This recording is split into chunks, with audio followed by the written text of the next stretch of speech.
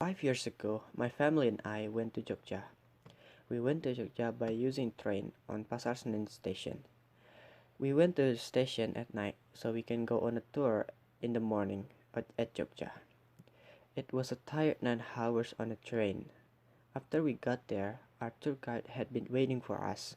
We immediately get in the car and our tour guide took us to our villa.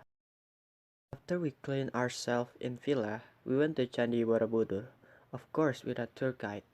When we got there, it was 13 o'clock and it was so hot that time, but we still continued our trip to Borobudur. That was my first time to see Candi Borobudur.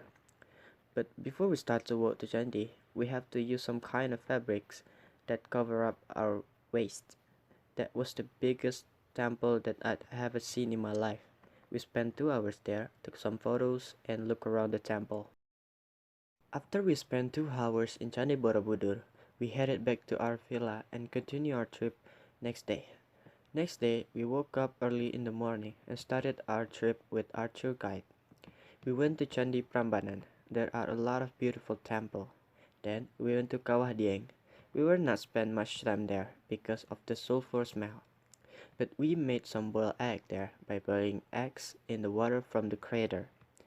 While we going to the next place, we saw another place near Kawah Dieng. It's Telaga Warna Dieng.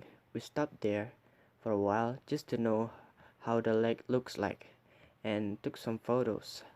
Last place that we visited on that day was Batik Factory.